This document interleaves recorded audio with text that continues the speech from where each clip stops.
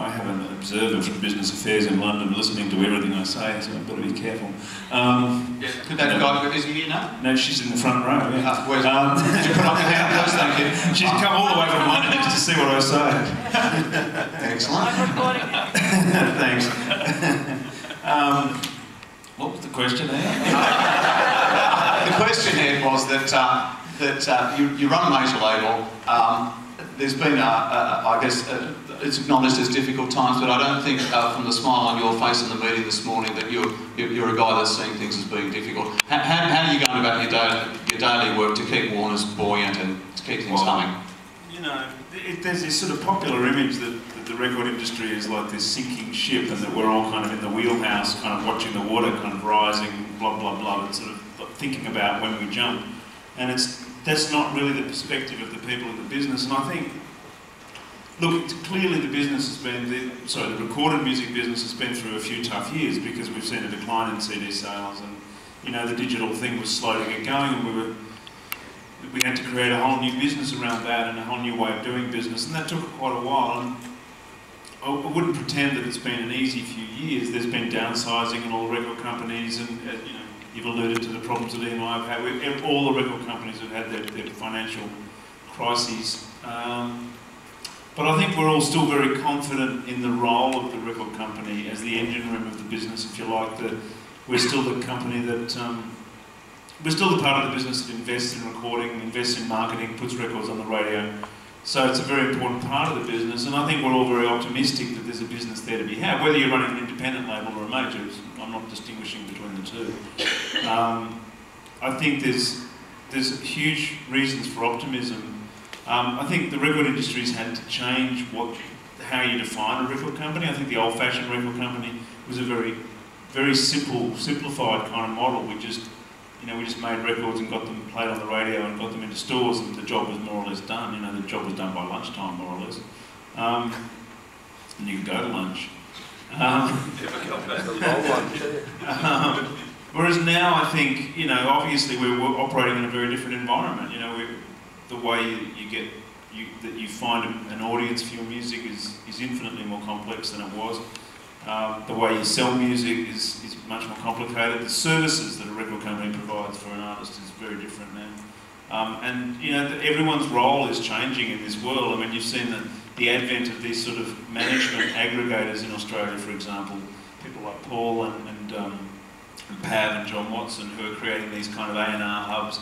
So, you know, so many things have changed, and it's a completely new world and a new environment that we're operating in.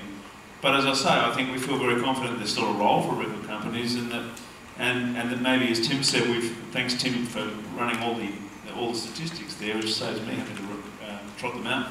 But I think, you know, we feel like maybe we've had the worst years of the decline, you know, the decline in physical sales, and now with digital growing at the rate that it's growing, I think we all feel confident that at the very least we've seen the worst of it, and at best we're going to see the beginning of growth again. I mean, digital's growing at 35 to 40% a year. There's not too many businesses anywhere in the world doing anything other than probably, you know, mining in northwestern Australia that grow by that rate. That's an incredible rate of growth, and if that continues, then we've got ourselves an incredibly healthy business for the future. Not to mention all the other services that are coming along, the streaming services, and, you know, music as a service perhaps as opposed to as a product. And, you know, we're only at the beginning of this revolution. Obviously, the idea of acquiring rights to other areas of an artist's career, and I hate this 360 thing, so I'll say it once and never say it again. I guess part of that is having the infrastructure. So when you do those sorts of deals, do you have to buy a merchandising company, and as a consequence, do you, when you're approaching the line, do you take an override, or are you thinking of getting into the agency business? I mean, as you develop the businesses that need to support that model, how do you go about doing that? What in practice? Well, I think everybody's trying to aggregate those rights. I mean, you know, again, I mentioned businesses like Paul's business or John Watson's business or Pav's business. All those businesses tie up merch, touring and publishing rights, as well as recorded music rights in many instances. And so the record companies are just joining in on that, and yeah, many of the record companies now have touring divisions or touring people in-house. Not just majors. I mean, I'm looking at Colin Daniels from Inertia there. He's got a touring division. So do we. We've got a partnership with a merch company. So does he. So it's not just the majors that are suddenly getting in on this. It's a different paradigm now. And the way I see it is we're offering that service to our artists. We're not demanding those things. We're just saying, if you want us to do those things, we can do them for you. Look, I think it's fair enough and always have. The way Musha ran for a long time was the record company never made any money. Publishing company and the agency. That's why it sold for such a great price. Sorry? That's why it sold for such a great price.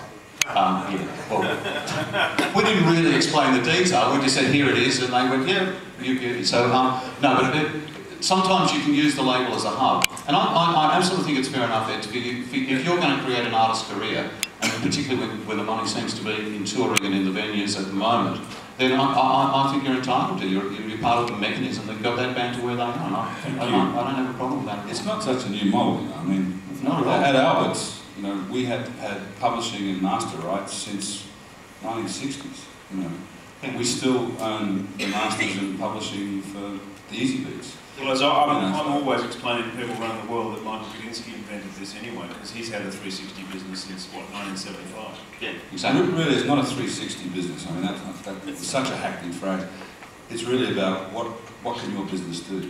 Yeah. How can you add services that make sense to what your business already is? You know, the basic model you have.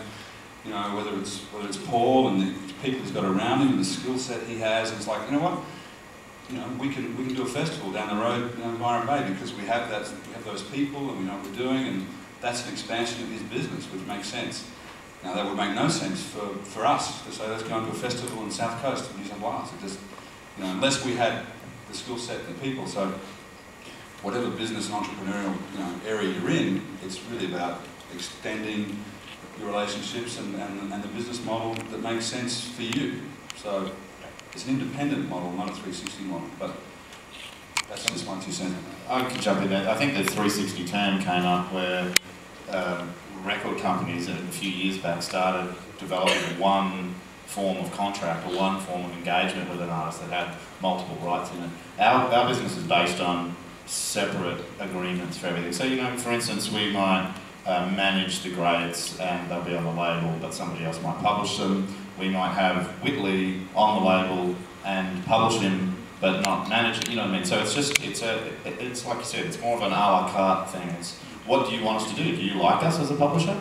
Then that's great, we'll work it. Do you want us to be your manager and not your label? Then that's fine too, you know, how we are with Powderfinger. So yes, whilst to the outsider it seems like a 360 model, it's actually more a case of having 2 or 3 business streams and sitting down with the artist and working out what are you comfortable with, what applies to you, how do we both benefit out of this relationship, what services do you need and what do you not need. Like a lot of artists these days particularly will use one part of our business to develop them to a level and not another, because it's strategically smart. You know, you wouldn't, if you think due process is going to sign and develop you might want to hold on to your publishing rights because they might be worth more down the track. You know, so, and that's fine, that's smart, that's good, that's healthy. You know, so it's a distinct difference to a 360 model, I think. Getting back to the topic, it's another strength that I think of the state of this nation. You know, we have a lot of entrepreneurial guys that are pushing the boundaries, whether they're in distribution, whether they're in management or whatever. So we have a petri dish here that really is stretching the business model. So that's great. Good.